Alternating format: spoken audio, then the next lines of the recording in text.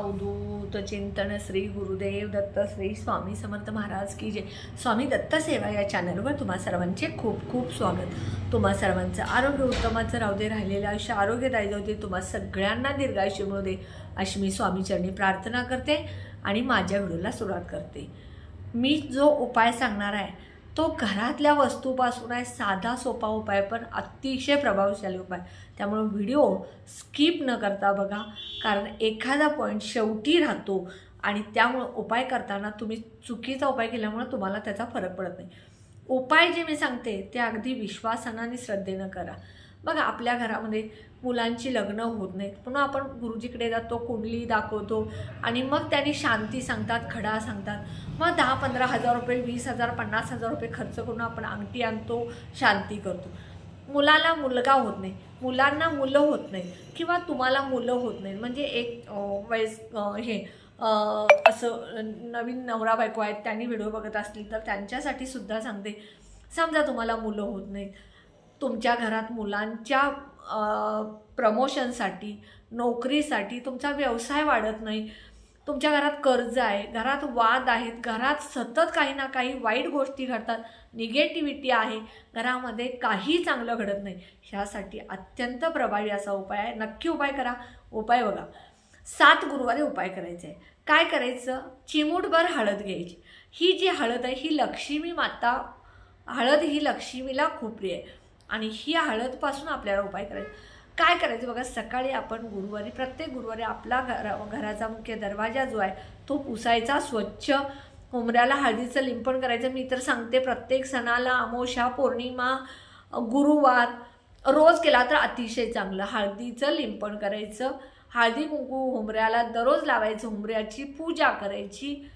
त्यानंतर बघा, तुमच्या देवघरातली जी नित्यनेमाची पूजा आहे ती करायची आणि सगळ्यात पहिल्यांदा तुमच्या हातामध्ये हळद घ्यायची आणि ह्या बोटाने, करंगळीजवळच्या बोटाने चिमूटभर हळद घ्यायची। पहिला टिळा इथे लावायचा, दुसरा टिळा इथे लावायचा, तिसरा टिळा इथे लावायचा, दोन्ही कोपऱ्याला, म्हणजे हे दोन्ही मिळून एकच धरायचं। असे 3 ठिकाणी 7 गुरुवारी जर तुम्ही हळदीचा टिळा लावला तर तुमच्या आयुष्यात कुठल्याही अडचणी असतील त्या सगळ्या दूर होतील। बेंबीजवळ सुद्धा तुम्ही जर दररोज हळद लावली, हळदीचा एक टिळा लावला तर तुमच्या आयुष्यात सुख, शांती, समाधान येतं, आयुष्यातल्या अडचणी दूर होतात। हा उपाय तुम्ही 7 गुरुवारी करायचा। समजा एखाद्या गुरुवारी तुम्ही विसरला, अडचण आली किंवा काही कारणास्तव तुम्हाला करणंच जमलं नाही तर परत पहिल्यापासून 7 गुरुवारी हा उपाय करायचा आहे। उपाय हा जो आहे तो करत असताना तुम्हाला मी प्रत्येक व्हिडिओमध्ये सांगते, कष्ट, कर्म, मेहनत आणि तुमच्या ज्या काय भावना आहेत त्या चांगल्या ठेवणे। आपल्या घरामध्ये आलेल्याला ग्लासभर पाणी द्या, कोणीही दारात आलं तर त्याला कपभर चहा आणि एक ग्लासभर पाणी द्या, कुणालाही भुकेल्याला परत पाठवू नका, हे सुद्धा तितकंच महत्त्वाचं आहे। आणि हे उपाय केल्यानंतर तुमच्या ज्या अडचणी, म्हणजे मुलांच्या नोकरी संदर्भात, प्रमोशन संदर्भात, मुलांच्या परीक्षा, म्हणजे ज्या काही स्पर्धा परीक्षा आहेत, नवरा बायकोंचे वाद आहेत, व्यवसाय वाढत नाही किंवा घरामध्ये सकारात्मकता नाही आहे, सतत कोण ना कोण आजारी पडतं, ह्यासाठी अत्यंत प्रभावी असा उपाय। नक्की उपाय करा।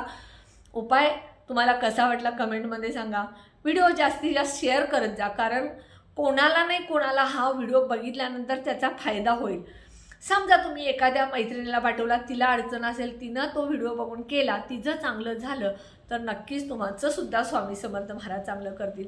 कधीही अशी भावना ठेवू नका की मी हा व्हिडिओ दुसऱ्याला पाठवला तर तिचं चांगलं होईल, तिचं चांगलं झालं तर मला काय फायदा आहे, असं बिलकुल म्हणू नका। दुसऱ्याचं चांगलं झालं तर स्वामी समर्थ महाराज नक्की तुमचं चांगलं करतात। व्हिडिओला जास्तीत जास्त लाईक करत जा, ऑल बटनला क्लिक करत जा, त्यामुळे माझे छोटे छोटे उपाय, सेवा, तोडगे कळतील आणि त्यातून तुम्हाला तुमच्या आयुष्यात चांगल्या गोष्टी घडतील। व्हिडिओला जास्तीत जास्त सबस्क्राईब करत जा। मी एक तुम्हाला आवर्जून सांगते, कुठलाही यूट्यूबचं तुम्ही व्हिडिओ बघत असाल तर सबस्क्राईबच्या ठिकाणी तुम्ही क्लिक करत जा, घंटीचं बटन आल्यानंतर त्यावरती क्लिक करा, ऑल बटनला क्लिक करा। त्यामुळे कुणाचे पण यूट्यूबचे व्हिडिओ असतील त्यांना तुम्ही प्रोत्साहन द्या, त्यांच्या पाठीशी राहा, त्यांना व्हिडिओ बनवण्यासाठी प्रोत्साहित करा। तुम्ही एक सबस्क्राईब जर केलं तर तुमचं काही नुकसान होणार नाही, उलट तुमच्या सबस्क्राईबमुळं व्हिडिओ बनवणाऱ्याला फायदा होईल किंवा त्याला प्रोत्साहन मिळेल आणि तुमचंही चांगलं होईल. व्हिडिओला जास्तीत जास्त सबस्क्राईब करा. श्री स्वामी समर्थ.